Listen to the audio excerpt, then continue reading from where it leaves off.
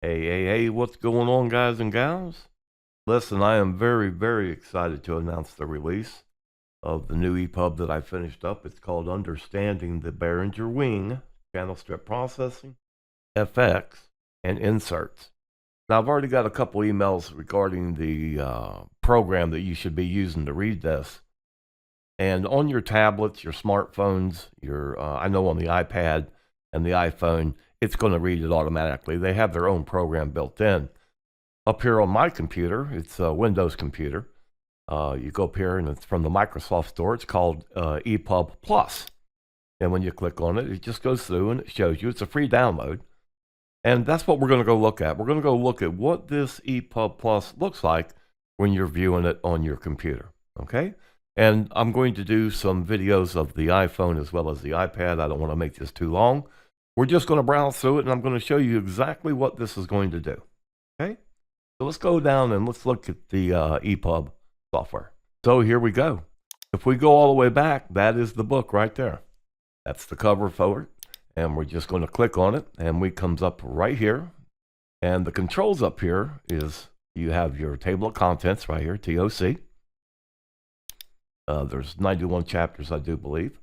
Over here, if you're reading at night and you want to lighten it up, this will do that for you. If you want the pages to go left to right, or you want them to go up and down, then this is how you would change that.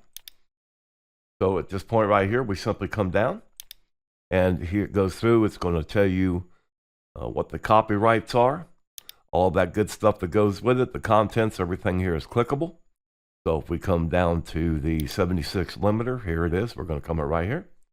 Now, guys, when Behringer said that they used a lot of these for emulations, that's what I went for. I went out and I found the actual hardware, the outboard audio devices, the gear that they were talking about, that they modeled these after, and that way we can go from there.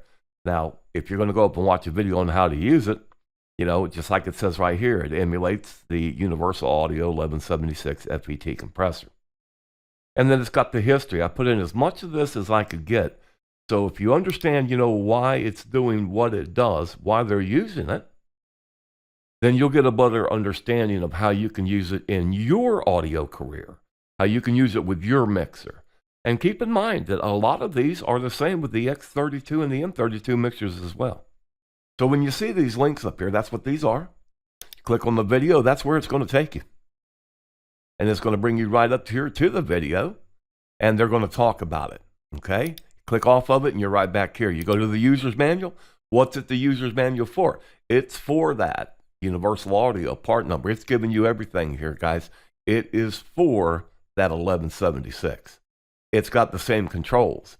That's what they emulated, this effect, this plugin. This things they're using for their channel strip processing. So if you understand it, you're going to understand these processors. Okay, that's my line of thinking. It's the way that I did it, guys. It worked real well. Come over here. You can bring it down again. It doesn't matter what we go and we pick up. Here we go with the Mach EQ4. And again, I'm just doing this at random, guys. You know me. If you've ever watched my videos, I don't script anything. I'm simply showing you what I did and how it helped me. I'm coming down here. We're going to click it again. Again, if you go on Sweetwater's website, they're going to tell you about this. There it is. Look at this, $24.95. Okay, these aren't cheap. So when Behringer did this, they did an excellent job. They really went after some quality gear to put in with the Wing digital mixers. Okay, and we'll just come back here and look at a couple more. Here's the graphic EQ. And, I put the notes in here, and I got a lot of this, guys, from the unofficial Behringer forum. This EQ, you can only find this when you go on the bus EQs. This is not available for your channels. Okay, but for your buses, for your mains, your matrix, here it is. Why is it there? Look at the frequency bands. Those are the bands you're going to have issues with, normally with feedback. How do we know this? You've been in audio long enough, I guarantee you'll start learning where these frequencies are. Okay?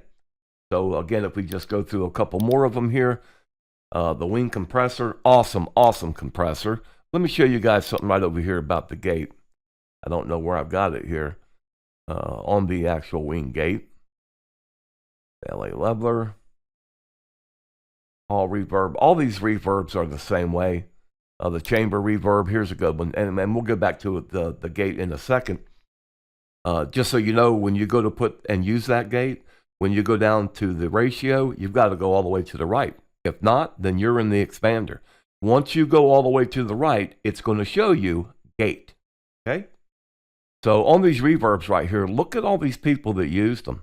And when you get in here and what it does, it's incredible. A day in the life. Tomorrow never knows. The Beatles are using these. The Leslie Chamber. All of these artists that are using these, when you come up here, and I've got links going to their music when they start naming them by the songs. That's what you're going to find here. Okay? All the way through. And I do want to go down here. I'll be done with this here with the acknowledgments. This is the form here that I was talking about, the unofficial Behringer form. If we click on it, this is where you're going to come to. A wealth of information up here, guys. And I simply do what I always do. I sit back, I read the questions that everybody else has, and then I go out and I try and find the answers. Because I tell people all the time, especially when I'm trying to teach somebody that's brand new, you don't know what to ask because you don't know what's there. So the questions that I had, just like everybody else, I had no idea what I even needed to ask them. Okay? So again, if we go back, I do want to, there's so much in here, guys. Literally, the shimmer reverb. If you want to know how it works, why it works, who uses it, it's all up here. There's so many different bands. When I say bands, guys, I'm talking, people so well known. U2 used them. Where the Streets Have No Name, Shimmer, they used a reverb on that. This fellow right here, Segura Rose, this guy is working in orchestras, okay? They're using it. And, here's the 2025 North American Tour. These aren't people that were using them 10 years ago. These are people using them right now as we speak. They're using these type of effects, these type of outboard gear, okay? So, guys, that's going to be it as far as the Windows part of the program.